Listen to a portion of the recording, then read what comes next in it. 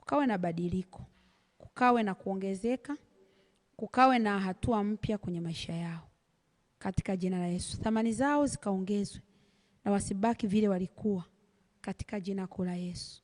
Kila mwenye pumzi aseme amen. Amen. Nikaribishe kwenye ibada usiku wa leo.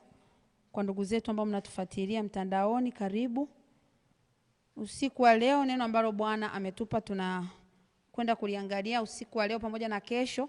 Tutakuwa na session hii leo pamoja na kesho. So kwa siku ya leo tutakuwa tunaangalia leadership principles. Leadership principles. Na case study yetu itatoka kwa mnyama anayeitwa tai. Kanuni za uongozi kutoka kwa mnyama tai, ambazo sisi tunaweza kuzichukua pia zikatusaidia. I know, najua mko familia, kuna ambao mmewahi kusikia, lakini ni wajibu wangu nikukumbushe tena na nikufundishe tena, lakini pia kwa faida ya wale ambao hawajawahi kusikia kabisa. Kwa sababu kuna watu ambao wakija kanisani wanasema, pastor anafundisha imani. Imani si Waebrania sura 11 mstari wa kwanza, si uhakika wa mambo yatarajiwayo, bayana ya mambo yasionekana kwa macho. Yaani kuna watu wa hivyo kanisani. Sema nakataa kuwa mmoja wapo kwa jina la Yesu. Hicho ni kielehele, hicho ni kielehele. Watu wa Mungu na watu wa namna hiyo tunawaita mafarisayo.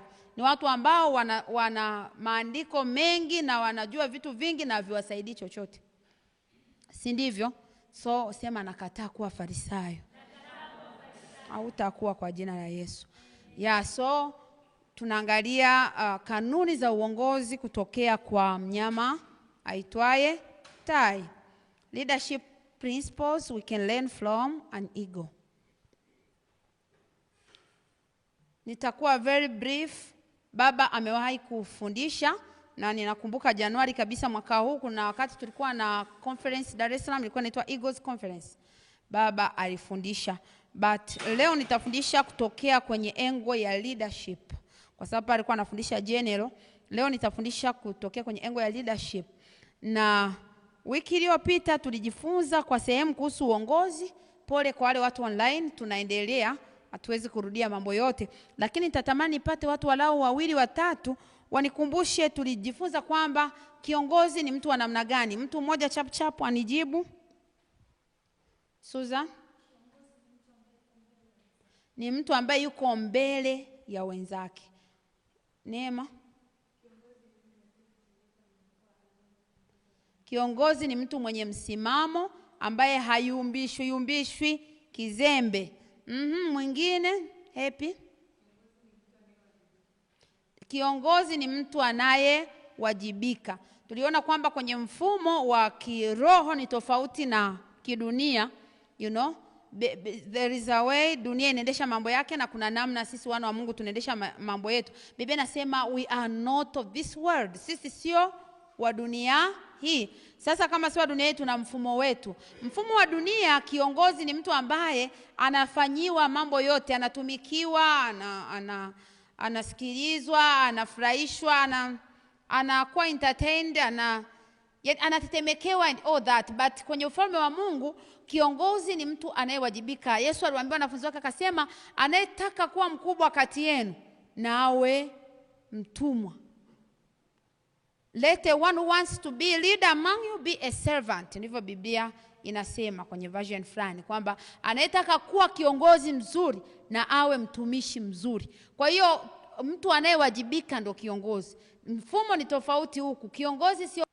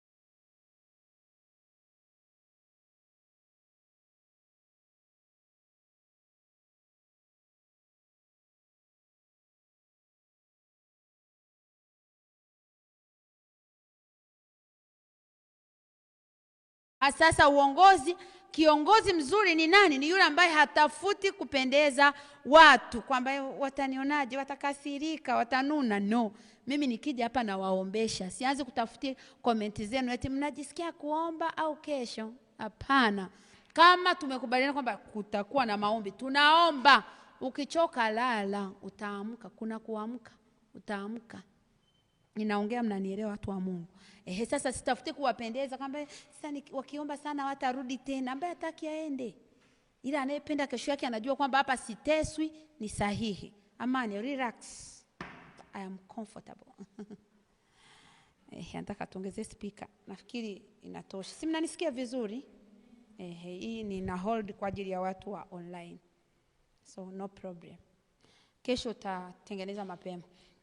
Sawa. Sasa kiongozi hatafuti kuwapendeza watu, hatafuti validation kwamba wewe unaonaje, tufanye au tusifanye, utajisikiaje.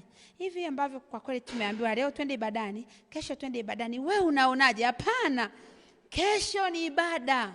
Anayetaka kuja atakuja, asiyetaka haya. Anayependa kesho yake atakuja, anayependa hatima yake atakuja. Hatuanzi sasa kuanza kuulizana wewe unaonaje na wewe unaonaje. Kuna mambo fulani tukianza kupeana nafasi ya hivyo hatutakuwa. We will not stretch. Kuna vitu ambavyo for sure kibinadamu tunajua sio rahisi. Kwa mfano, tunapozungumzia kusoma neno, kila siku nawaambia msome vitabu, mnakumbuka yale mambo sio mepesi. Sasa nikianza kuwauliza kwamba eti kwa ratiba yako hepi, wewe unaonaje? Tusome au tusisome? Utaniambia hivi, ngoja siku nikimaliza chuo nitasoma. Sasa hapo sasa mimi na akili. Swala ni moja, ukija hapa na kustress. Wewe ambaye usomi, you cannot be a good leader if you are not a good reader. Tumemaliza. Sitafuti validation ya kwamba unaonaje. Je, unaona ni sawa lile neno nililosema au hapana? Kiongozi atafuti kupendeza watu. As long as anajua mapenzi ya Mungu na anajua wajibu wake na anajua nini anapaswa kufanya, atakuwa kusimamia haki na wajibu na sio kutafuta kuwapendeza watu, kuwafurahisha watu, maoni ya watu, ushauri wa watu. Hayo mambo hayamfai kiongozi. Na ninafurahi kwa sababu moja, ninaongea hapa na viongozi. Sisi viongozi mjipigie makofi. Tafsiri ambayo watu wanao kuhusu uongozi wanahisi mpaka wewe mwenyekiti wa mtaa, uwe sijui nani. Hapana. Wewe ni kiongozi wa kwanza wa maisha yako, lakini pia kila mtu aliyeokoka ni kiongozi. Biblia inasema hivyo kitabu kile cha Wakorintho wa 2:5 ukianzia 16 something like. Anasema tu wajumbe kana kwamba Bwana anasihi kwa vinywa vyetu. We are ambassadors. Sisi ni watu wa Mungu, sisi ni nini? Wajumbe. Na Biblia inasema ninyi ni barua inayosomwa na watu wote. Ukishasikia kwamba mtu ni ambassador, tukizungumzia ambassador wa Tanzania, Kenya, maana yake ni mwakilishi wa nchi ya Tanzania kule Kenya. Kwa maisha anayoyaishi, mambo anayoyafanya sio kwa ajili yake, sio kwa interest zake, sio kwa ajili ya familia yake, anafanya kwa maslahi mapana ya nchi. Kwa hiyo na wewe una mambo unayoyafanya, maisha unayoyaishi, unaishi kwa ajili ya ufalme wa Mungu. Unafanya kwa ajili ya maslahi ya ufalme wa Mungu. Kwa hiyo wewe ukitoka hapa ukaenda kuzini, tafsiri unayoitoa kule kwa watu ni kwamba kwenye huu ufalme sisi huwa tunapendezwa sana na kuzini. Ndio maana mara zote wanawaambia hivi, usiwe mbinafsi. Kuna mambo ambayo unayafanya unajifurahisha wewe, lakini kama ufalme wa Mungu haujanufaika, kama kanisa halijanufaika, kama nchi yako haijanufaika, kama watoto wako hawajanufaika, wewe you are selfish.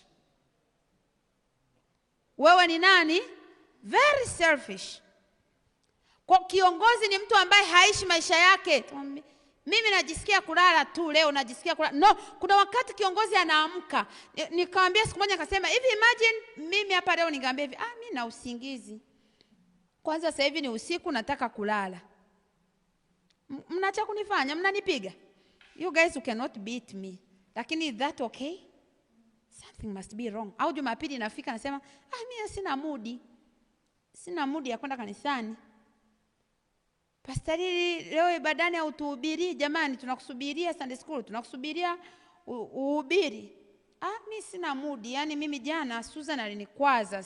Kwa sina mood, yani niko off mood. Si ndio sometimes mnakumbushwa twende ibadani, niko off mood. Sasa imagine pastor anasema Jumapili ya kwanza yuko off mood. Jumapili ya pili yuko off mood. Jumapili ya tatu yuko off mood. Kuna kanisa? Wewe mwenyewe usitabaki unasema mchungaji wetu kiboko. Yeye kila siku ya ibada yuko off mood. So kiongozi ni mtu ambaye hamna mambo ya hisia ya mood kwamba mimi najisikia leo sijisikii tu. Mbona hujafunga? Sijisikii tu. Mbona uombi? Mimi leo yani nilivyoamka, yani kuna namna nimeamka tofauti. Huyo sio kiongozi. Na nimekuambia kila mwana wa Mungu ni kiongozi. Biblia inasema sisi we are ambassadors. Sisi ni mawakili. Tunamwakilisha Kristo. Tukiwa darasani kwenye masomo tunamwakilisha. Tukiwa ofisini, kazini tunamwakilisha. Ndoa zetu zinamwakilisha. Kazi zetu zinamwakilisha. Kila mahali tunakoenda, chochote tunachokifanya. Tukiwa kwenye biashara, hatufanyi kwa ajili yetu kwamba mimi tu napata faida. No. Biblia inasema nuru yenu na iangaze mbele za watu. Sio mkiwa chumbani kwenu. No, mbele za nini? Watu. Kwa nini? Wayaone matendo. So sisi hatuna maisha yetu kwamba mimi sijali watakavyoniona. Mpendo unatakiwa ujali kwa sababu hauna maisha yako. Kwa kishakuwa kiongozi, kishakuwa mwana wa Mungu, hauna maisha ya kusema I love privacy so I don't care, I don't mind. Hayapo mambo ya I don't mind.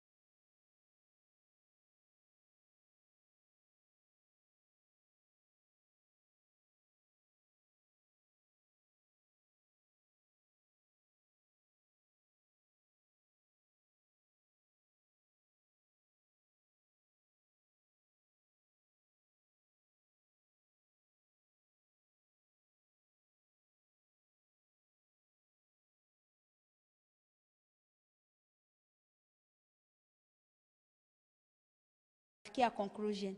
Guys, can you imagine? Shule nzima ilimpigia kura Umi. Wote walimpigia kwa dada kwa anaitwa Umi. Wote walimpigia kura. Yule ambaye walikuwa wanasemaje? Ni mkali. Lakini wakasema yule ni kiongozi. Nani fulani? Na yule aliyekuwa anawaambia don't repeat again. Hawamtaki tena. Kwa hiyo nikapata lesson. Huwa nazungumzia sana. Wale watu wanaonisikizaga mara kwa mara wanajua. Huu mfano na utoa. Kile kitu kilinishangaza mno ajabu kwamba hivi watu ndivyo walivyo. Ukiwa neutral unataka kuwapendeza uonekane hujaokoka kivile, ni tatizo. Siku moja watasema huyu hamna kitu hajaokoka. Wanasema mimi sitaki nikwaze roommates zangu. No, you better be a leader. Wajue kabisa kwamba fulani nyimbo za Bongo Flava mchumbani marufuku. Mwanzoni watakuonesha wanakununia, siku moja watatoa testimony. Nakumbuka roommate wangu akana nitafuta, roommate wangu wa Thadia mmoja alikuwa Muslim, yule dada akana anasema Pastor Lily, I am not amazed where you are today. I'm expecting too much from you, kwa sababu toka tunaishi wote maisha uliokuwa unayaishi. Yaani mimi ukiwa hapa sishangai sana, najua ni Mungu anatakiwa kutendea tu vizuri kwa sababu hujawahi kuaga umejichanganya. Nilitoa tangazo nikasema room marufuku mwanaume kuja. Tumetangazwa hivi vyumba ni vya wanawake na wanaume wamepewa room zao. Wanaume wakae kwao na wanawake wakae kwao. Na akija hapa kiwa ni kitu cha lazima sana ndio kimemleta hapa.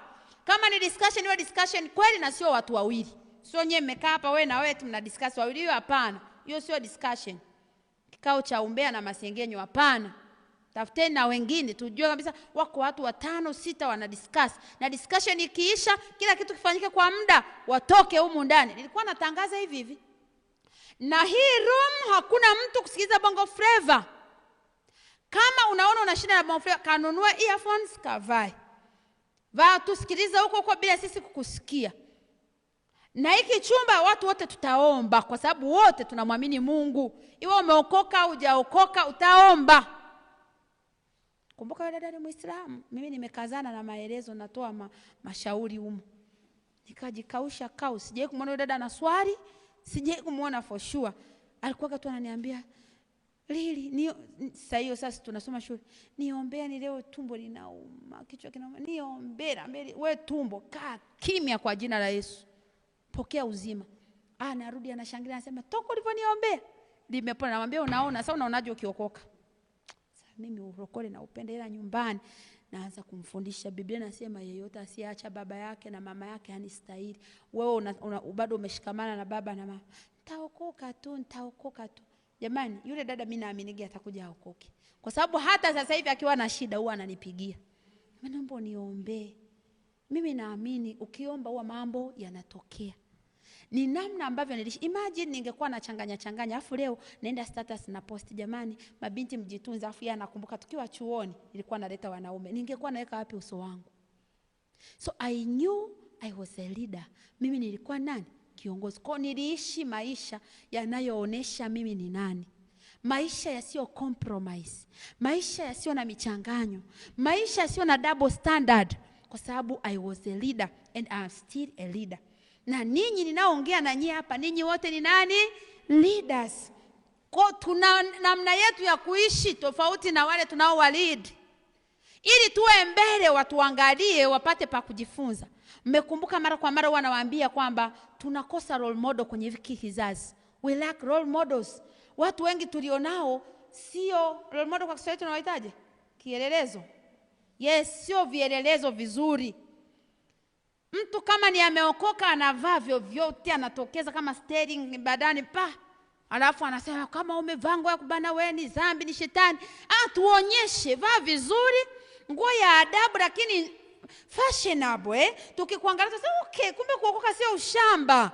Naweza kuokoka nikasuka vizuri, naweza kuokoka nikawa smart, naweza kuokoka nikaongea vizuri, naweza kuokoka uso wangu ukapendeza. Sio lazima kumbe nikiomba nitoke mate humu, nitoke nimekunja na sura. Kwa nini? Nilikuwa kwenye maombi. Hapana. Sisi ndio tunatakiwa kuwaonyesha watu wengine why we are leaders. Sasa kwenye kizazi tunakosa. Watu wanaamini kwamba leader ni mchungaji, leader ni mzee wa kanisa, leader ni katibu wa kanisa. No, mtu yeyote uliomo kanisani, wewe umetangazwa kwa mwenyekiti, wewe hujatangazwa, wewe umepewa wadhifa fulani, wewe hujapewa, nataka uwe na akili hiyo kwamba wewe ni nani? Kiongozi. Na uanze kubehave kama kiongozi. Acha watu waseme napenda kuwa kama fulani. Acha watu waseme nafurahi maisha ya fulani. Kwa nini? Kwa sababu umekuwa mfano mzuri. Na tukizungumzia kiongozi ni mtu anaweza kujiongoza. Niliwaambia, nakumbuka Jumamosi, uwezi kusema ni kiongozi wa watu wengine kama wewe mwenyewe kujiongoza ni shida. Kama kutaandika kitanda, mtumishi wa Bwana, kitanda umelalia wewe. Kwa wale wanachuo, umelalia dabodeka yako, kutaandika utaki na kakitanda kako hivi. Bwana akikupa 6 kwa 6. Mmefikiri vizuri hapo? Maana yake kuna possibility ya kwamba sijui utakuwa unaongezea na nguo juu unalalia, ukivua na hii unailalia. Kuna kitu pale sijakipata vizuri, ila ni majanga. Maana yake muoneshe Mungu kwamba mimi nimeelewa ni nani. Naanza kwa kujiongoza. Kabla hujanipa familia yangu kuiongoza, kabla hujanipa kampuni kuiongoza, kabla hujanipa taasisi kubwa kuiongoza, kabla hujanipa uongozi mkubwa, naanza na mimi mwenyewe.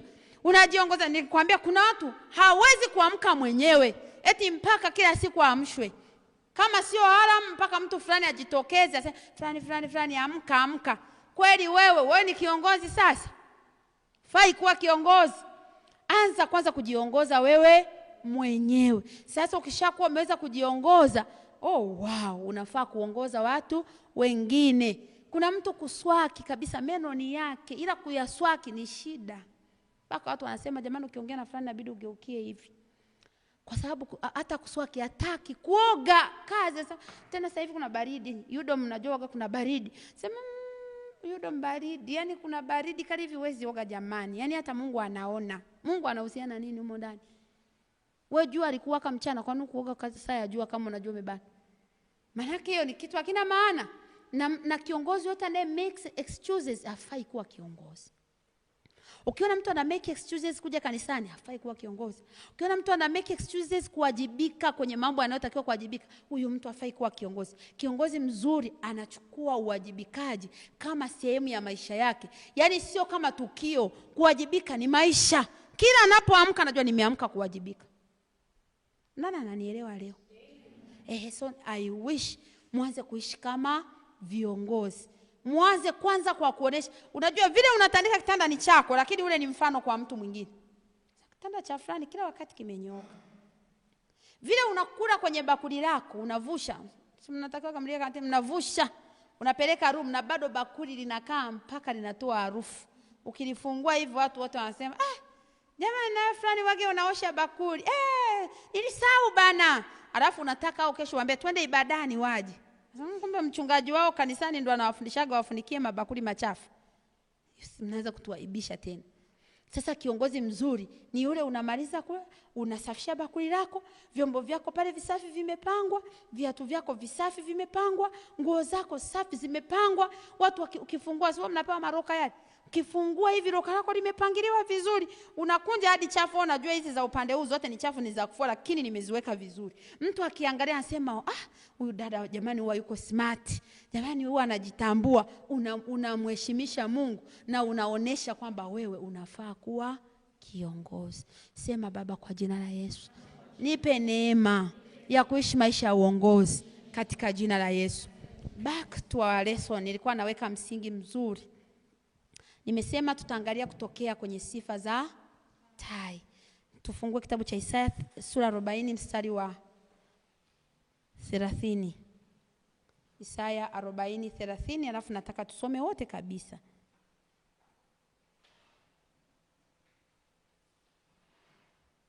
Tumefika? Haleluya. Isaya 40 mstari wa ngapi nimesema? 30. Tusome wote kwa pamoja.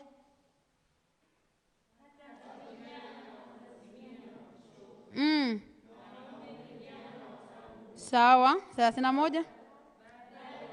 Wamngojeao Bwana watapata nguvu mpya. Watapanda juu kwa mbawa kama tai. Watapiga mbio wala watakwenda kwa miguu wala hawatazimia. Sasa iko hivi.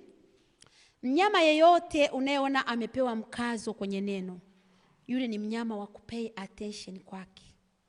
Yaani chochote ambacho kimetolewa mfano, wanasema Jesus is the lamb. Unatakiwa uende ukaangalie lamb wakoje mpaka Yesu anafananishwa nao. Kuna tofauti ya sheep na lamb. Sawa? Kama ulikuwa hujui, andika hapo na ukatafute. Kiongozi ni mtu ana akili ya kujiongeza.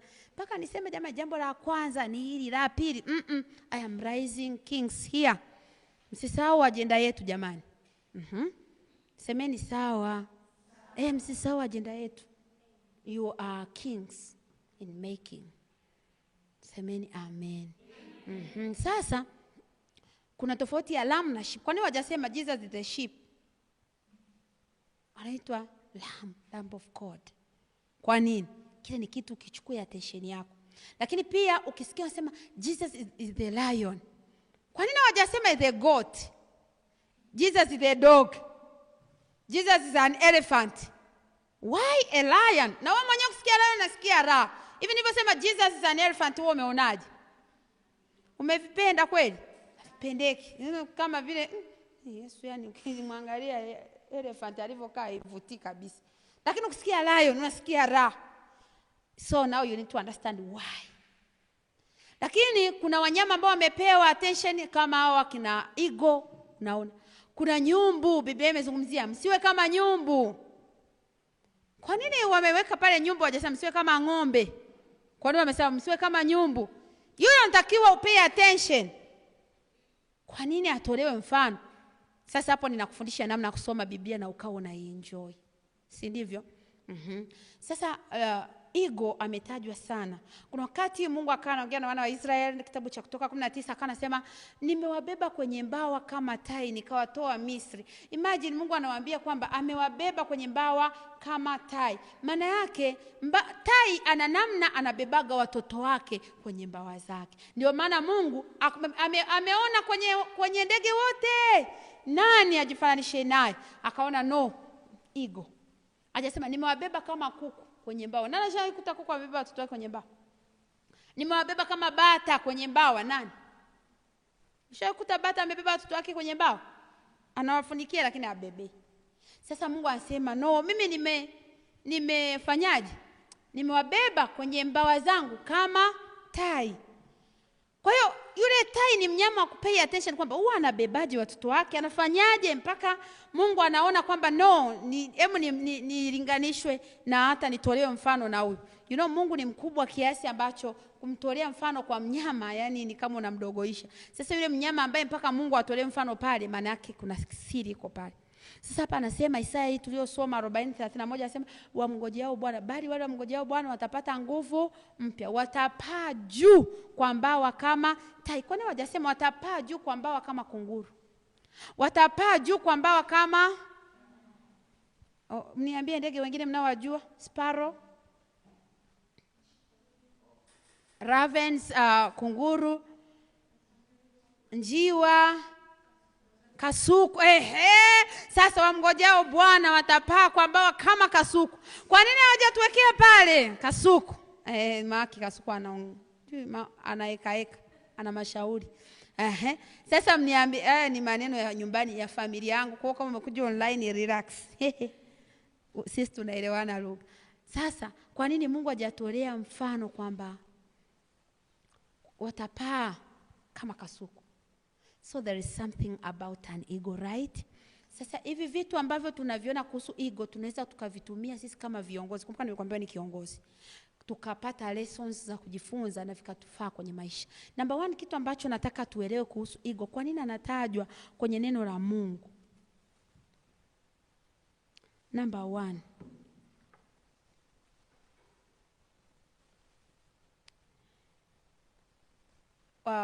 our egos, tai wanaruka juu sana alafu peke yao. They fly alone, juu sana, wanaruka peke yao. Uwezo ukakuta kwenye kampani ya ego kuna kasuku, kuna njiwa, kuna wakina nani hao wanaitwa kunguru? Hapana. They fly alone to the higher altitude. Kwa nini wanaruka kwenda juu sana alafu peke yao? Kwa sababu wanajua wakianza kujichanganya na kuku, wewe mwenyewe unajua kuku hawezi kufika hata pale juu ya bati. Anaruka lakini hawezi kufika pale juu. Sasa watacheleweshwa na wana mambo mengi ya kufanya kweli. Kwa hiyo wanatafutana wao kwa wao, wanaruka pamoja. Ndio Waswahili wanasema ndege wanaofanana huruka pamoja. Kwa hiyo imetoka kwa hawa tai, kwa sababu hauwezi kuwakuta wanataka kuwapendeza kanga au wanataka kuwapendeza kunguru. Kwa hiyo wanasema sasa kunguru watajisikiaje? Kama ambavyo wewe kuna watu unajua kabisa watu ni njia moja, lakini unasema watajisikiaje? Unajua tumesoma naye Olevo. Come on. Ego, walk with an ego, fly with an ego. Ukishajua mtu huyu sio tribe yangu, huyu sio ego mwenzangu, hapa niko na njiwa, don't please the person. Tunamheshimu na tunajua ni ndege mwenzetu kabisa, lakini hatutaweza kuruka pamoja na Yesu. Anaendelea kuwa Bwana. Semeni amen. Ninawafundisha uongozi kwa sababu hivi ni vitu vinavyoweza kukuharibia kasi yako. Ni vitu vinavyoweza kukuchelewesha. Kitendo cha ego kuruka tai kwenda juu sana ni kwa sababu hana obstacles alizojibebesha. Kuna watu mnashindwa kwenda mbali kwa sababu ya vitu ambavyo mmeshikamana navyo. Nimekwambia, imagine kama tuseme tai ameshikamana na kunguru na anasema kunguru atajisikia vibaya nikiruka, kwa hiyo mimi nampenda sana kunguru, nitabaki naye. Maana yake na yeye angebakia mahali fulani ambako kunguru anaishia. Of which kunguru akiruka sana unamuona kabisa na unamtambua yule ni kunguru. Lakini ego akiwa mbali ni ngumu hata kumuona kwa macho kwa sababu anaenda juu sana ambako hata hawezi kuona kwa macho ya kawaida. Kwa nini? Amejitambua kwamba yeye sio kama ndege wengine. Kwa hiyo amejipambanua, anaenda na tai wenzake. Kama unataka kuwa kiongozi mzuri, fahamu tai wenzako, ruka nao. Fahamu ndugu zako. Tunasema know your tribe. Work with people of your tribe. Haimaanishi unadharau wengine. Haimaanishi uwapendi wengine. Sijawatuma kwamba mkawaambia wewe sio type yangu. I didn't say so. Tunaishi nao, lakini wewe moyoni mwako una make up mind kwamba hapana, huyu mtu fulani kwenye urafiki sitaweza urafiki naye. Kwenye kufanya naye biashara sitaweza. Sio mtu yote anatokea huko, mimi napenda unavyofanya biashara, naomba tufanye partnership, mimi na milioni na ulivyo na uhitaji wa pesa hivyo na mimi basi nitaweka 500,000. Hapana. Bora uende na hiyo 500,000 yako kuliko milioni yake apite hivi. As long as sio tai mwenzako. Na nitawafundisha kuhusu nguvu iliyo ndani ya partnership. Kila unaposhirikiana na mtu, kama sio Mungu aliyekutuma, unatafuta matatizo. Ibrahim Mungu anamwambia ondoka, akamwambia ende na Rutu. Alimwambia ende peke yake. Yeye akaanza kumbeba Rutu. Rutu anakuja kupelekwa mpaka Sodoma huko na matatizo yanampata. Ni kuambatana mpaka wakuwa ametumwa. Au nye mahali Mungu anamwambia Ibrahim nenda, Mwanzo 12, mnionyeshe wapi, akamwambia nenda na Rutu. Alisema mchukue Sarai mkeo. Hakuzungumzia mtu mwingine. Na sio kwamba Mungu hakuwa anamjua Rutu. Angetaja pale pamoja na Rutu na fulani, hakusema. So unapokuwa unaambatana na watu ambao sio Mungu amekutuma, unatafuta danger. Wakafika kule mbele wakaanza kugombana. Mmetubana. Ugomvi wa nini tena? Kwa sababu unaambatana na mtu asiye sahihi, mwisho wa siku mnakuja kuishia kwenye magomvi. Maana naambiaga hata kwenye kuolewa, hatuendi na mtu yeyote kwa sababu tu ni mwanaume. Kunguru ni ndege, njiwa ni ndege, lakini sio tai. So know your tribe. Will you forget this? Yeah, jua watu wa namna yako, wa aina yako. Kuna watu wa deserve muda wako. Nilikuwa napiga nao story, unajua Biblia inasema tusiwatenge. Sisi tunatoa wapi maandiko? Tusiwatenge. Kwa hiyo sijifanye tumeokoka sana, tusiwatenge. Hapana. Sijakutukana, unidai, sijakutendea vibaya. So what do you want from me? Nikae na wewe tunaongea nini? Ninachoweza kuongea na wewe ni Yesu anakupenda, okoka. Cha pili, naweza kuonesha maisha yangu. Unione ambavyo ninafanya biashara nafanikiwa, ili uniadmire, wewe ndio unifuate. Sio mimi eti naanza kujikomba kwako. No. Jesus alipokuwa anatafuta kina Petro alikuwa anamwambia, "Nifuateni." Kuna maana alisema, "Nimewafuata tukavue wote. Maana nimewapenda sana. Asanteni mmeniazima chombo chenu, basi tuendelee kuwa wavuvi wote." Na anamwambia, "Wewe hutaendelea kuvua, utaenda kuvua ninachovua mimi. Samaki kuanzia leo mwisho utavua watu." Wewe ndio unapaswa kuwaconvert watu, sio watu wanakubadilisha. Tunaishi kwenye kizazi ambacho mnaingia kwenye urafiki, eti mtu aendi ibadani anakubadilisha na wewe uendi tena. Ulikuwa unaomba, mtu anakubadilisha, unaacha kuomba. Ulikuwa unamtolea Bwana, mtu anakuambia, "Na nyaro kule mnatoa sana." Unabadilishwa, unaacha kutoa. No. You are an ego. Sikubali kubadilishwa. Sikubali company ambayo sio ya kwako. Ego fly with ego. Aliyenielewa sema na kuelewa. Haleluya. Kwa tumekubaliana kama viongozi, hatuyumbishwi ili kuwapendeza watu. Ambapo mimi naenda na njiwa tu, tutaruka wote tu kwa sababu yeye anaweza kuruka. No, njiwa ana ukomo, kuna mahali anaishia. Lakini ego anaenda juu sana. Kama unajua unaenda juu sana, chagua watu wanaoenda juu sana, uongozane nao, wasikucheleweshe wale wengine wanaoishia karibu. Kuna watu ukikaa nao hawana maono ya muda mrefu, hawana maono ya utajiri, maono yao ni kuolewa tu. Sasa utakuta kila siku wanazungumzia, "Mwenzangu, nasikia ukiwa na mwanaume unatakiwa unukie." Kesho yake anakuja na kingine, "Nasikia wao ni wanaume wanapenda wanawake wanaosuka." Kesho kutwa atakuja tena, "Nasikia wanaume yani wanapenda uvae nguo ambayo sijui na kufanyaje shape yako." Kila siku anazungumzia vya mwanaume. Wewe ukiangalia na nyumbani kwetu hakuna hela, hakuna maisha yanayoeleweka, hamna heshima, hamna hata mwenye gari, hamna nini. Una ndoto zako, unakazana na wewe wa mwanaume. Kinachokuja kufuata wewe mwenyewe utaanza kujiprizia tu perfume, unakaa pale ujishughulishi chochote, maana ushaambiwa wanaume wanapenda perfume. Sasa perfume mtakula. Hapana. Maana unaanza kupoteza maono yako, unaambatana na watu wasio sahihi. Chagua ego mwenzako, mwenye kuona mbali kama wewe, mwenye kwenda mbali kama wewe. Chagua naenda mbali kama wewe. Wanaoishia karibu achana nao. Na maana naambiaga watu, hata huko kanisani tunavyokuja hivi, kuna watu wanashuka karibu. Kwani mkipanda kwenye daladala wote mnashuka destination sawa? No, kuna mtu anashuka mpaka unajiuliza hivi kweli amelipa nauli ya nini? Si angetembea huyu. Hana kweli yani amepanda kwenye daladala alipia kituo kimoja. Okay, basi kwa kweli nihusu kimoyoni hapo unawaza. Lakini kuna mtu anaenda mpaka mwisho wa daladala kusema mwisho tushushe mwisho wa lami, ndio pale anaishia. Hao watu hawafanani. Sasa wewe unajikuta kwamba unaingia kwenye basi na mtu. Let's say unatoka hapa Dodoma unaenda Dar es Salaam. Mtu anaenda kushukia Kongwa. Wewe naye unasema mimi nampenda sana tushuke. Na wewe ndugu yetu unaenda wapi? Nimeona tu nishukie hapa, nimechoka kukaa. Okay. Is that a reason? Au nafika Morogoro, Msavu hapa wanaoshuka Morogoro. Jirani yangu wa mbele wote wameshuka na wanyuma yangu wote wameshuka na mimi nashuka. Kweli? Wewe akili yako inakuwa ina shida. Wewe unajua kituo chako ni Magufuli, pale Dar es Salaam ndo unakoishia. Sasa unashuka Msavu unatafuta nini? So kuna watu ambao wamejikuta wanaishia kwenye vituo ambavyo sio vya kwao kwa sababu wanaambatana. Njiwa anachoka kupaa, kunguru anachoka kupaa, lakini tai anaenda juu. Usiambatane na watu wanaochoka safarini haraka, sio fungu lako hao, watakuchelewesha, watakuharibia maisha. Kama unanielewa sema na kuelewa.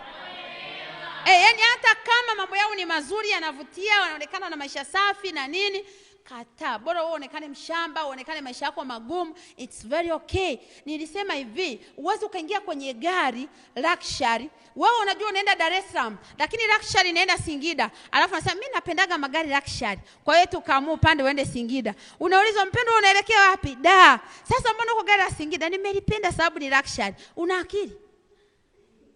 Kama hakuna luxury ya Da, tutapanda hilo tutakalo kutana nalo twende tu. Cha muhimu nifike Da. Kwa uwezo kusema mimi nimebadilisha safari. Kwa nini? Maana napenda sana haya mabasi mapya ya fulani yaliyotoka ya kampuni. Ni mazuri sana. Kwa hiyo nimeona niende Mbeya kidogo. Kweli? Safari yako kwenu ni wapi? Da. Mbeya. Napenda tu yale mabasi. Does that make sense? It does not. So usikubali kuambatana na mtu ambaye unajua kabisa destination zetu hazifanani, ambaye unajua kabisa safari zetu, mwenzangu anaenda Da, mimi naenda zangu Singida, mwenzangu anaenda Mbeya, mimi naenda zangu Da. Achana naye, huyo mtu atakupoteza. Haleluya. Huo ndio uongozi, na kama kuna haja ya kufuata basi yeye akufuate wewe. Number 2, about an eagle.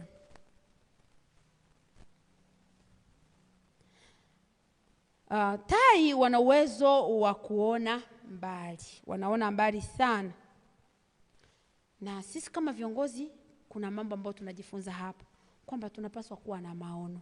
Na tai akiona kitu, kwa mfano akiona prey, mawindo, hata kama aende njiani akutane na nini, hasimami, anashuka moja kwa moja. Anaweza kuona kutokea juu aliko something like 15 kilometers. Anaweza kuona kwenye bahari, akaenda kuchukua samaki afu akaondoka. Kwa hata aone kitu hapa ng'ambo ya bahari, si kitu gani, kama sio kilichomtoa kule juu, hakigusi. Hata kama huwa anakitumia, hakigusi. Akiona nyoka juu ya mwamba, yuko anatembea hivi, akasema naenda kumchukua huyo nyoka, abadilishi direction mpaka aende akambite.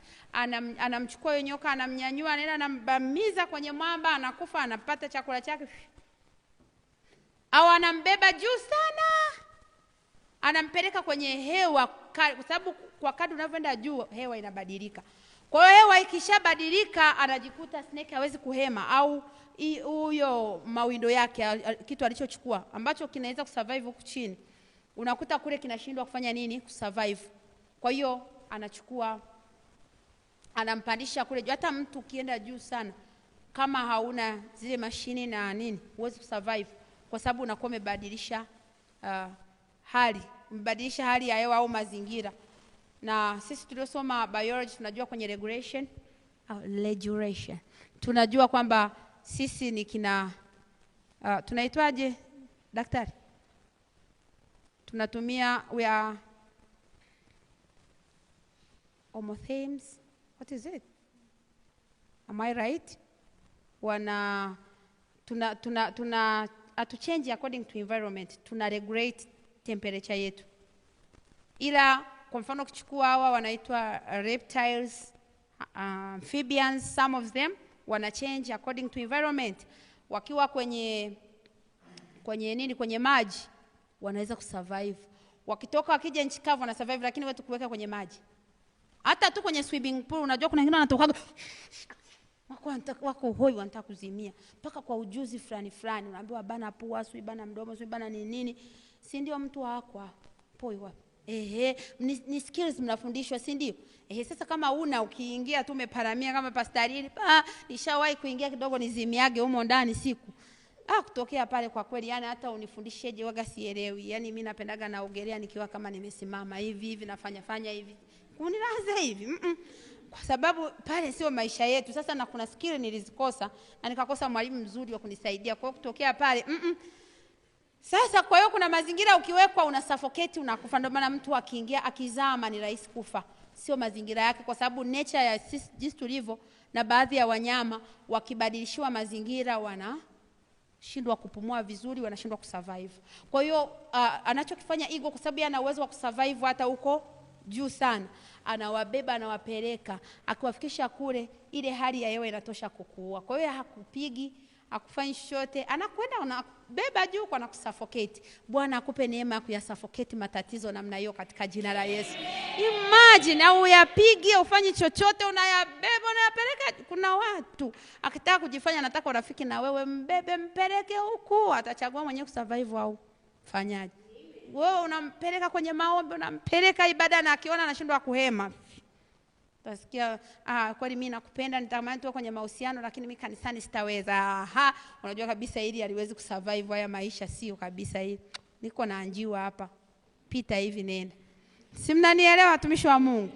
Yes, so they have vision. Kusoma kitabu cha 39 Ayubu 27-29.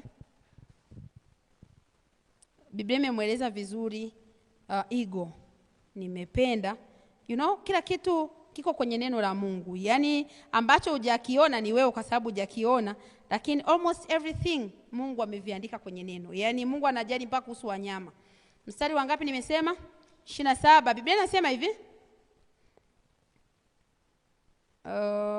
Ayubu 39, excuse me. I've opened 39:27. Yes, nimeona.